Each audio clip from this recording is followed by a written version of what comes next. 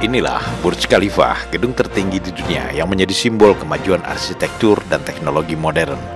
Gedung ini dibangun oleh pemerintah Uni Emirat Arab di pusat kota Dubai dengan ketinggian total 830 meter atau hampir 1 kilometer. Gedung ini dibangun selama sekitar 6 tahun, mulai September 2004 hingga selesai pada tahun 2010. Biaya pembangunannya pun tidak tanggung-tanggung, sekitar 1,5 miliar dolar Amerika.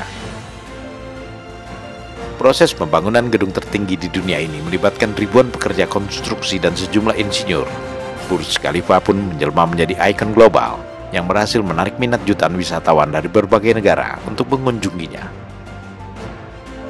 Namun penampakan Burj Khalifa tiba-tiba saja berubah pada tanggal 17 Agustus 2025, malam hari, ketika bangsa Indonesia sedang merayakan hari kemerdekaannya yang ke-80. Gedung tertinggi di dunia ini diselimuti cahaya merah putih yang melambangkan bendera kebangsaan Republik Indonesia. Ternyata Burj Khalifa pun ikut merayakan hari kemerdekaan RI dengan memancarkan iluminasi merah putih di seluruh gedung. Penampakan sangsaka merah putih di seluruh gedung Burj Khalifa tak hanya menimbulkan kebanggaan warga negara Indonesia di Dubai, Uni Emirat Arab, tetapi juga membuat wisatawan asing dari negara-negara lainnya berdecak kagum. Dan bukan hanya di Burj Khalifa iluminasi sangsaka merah putih bersinar, tetapi juga di gedung-gedung lainnya seperti Damak Paramount Hotel Dubai, Damak Icon Tower Dubai, dan ADNOC Headquarter Abu Dhabi. Iluminasi merah putih yang dipasang di Burj Khalifa dan gedung-gedung lainnya itu menunjukkan kedekatan diplomatik dan persaudaraan antara Indonesia dengan Uni Emirat Arab atau UEA, sekaligus bentuk penghormatan dan dukungan terhadap Hari Kemerdekaan Republik Indonesia.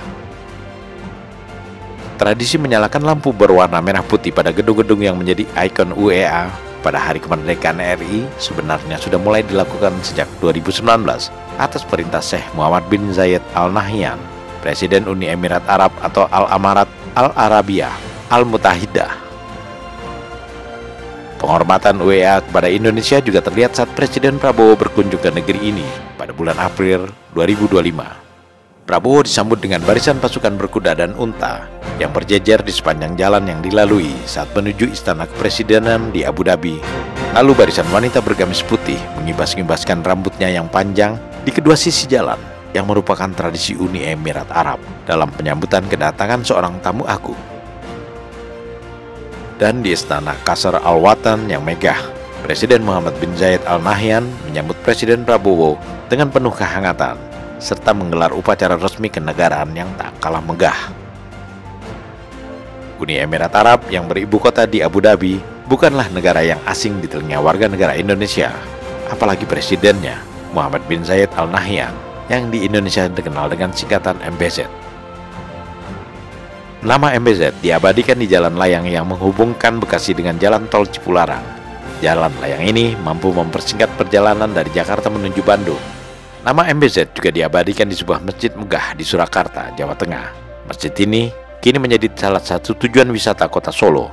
Jalan layang dan Masjid Agung di Solo ini dibangun atas bantuan biaya dari MBZ. Tentu saja, bukan hanya masjid dan jalan layang yang menjadi bukti kerjasama Indonesia dengan Uni Emirat Arab. UEA juga menanamkan sejumlah investasi di Indonesia demi terjalinnya kerjasama ekonomi yang baik dan semakin erat antar kedua negara. Dan peringatan Hari Kemerdekaan RI ke-80 pada 17 Agustus 2025 yang baru kita lalui menunjukkan semakin eratnya persahabatan antara Indonesia dengan Uni Emirat Arab. Uni Emirat Arab memberikan penghormatan dan penghargaan yang sangat tinggi kepada Indonesia dengan menyajikan momen iluminasi merah putih yang menyelimuti seluruh gedung Burj Khalifa, gedung tertinggi di seluruh jagat. Momen bersejarah ini tentunya disaksikan juga oleh warga dunia di belahan bumi lainnya.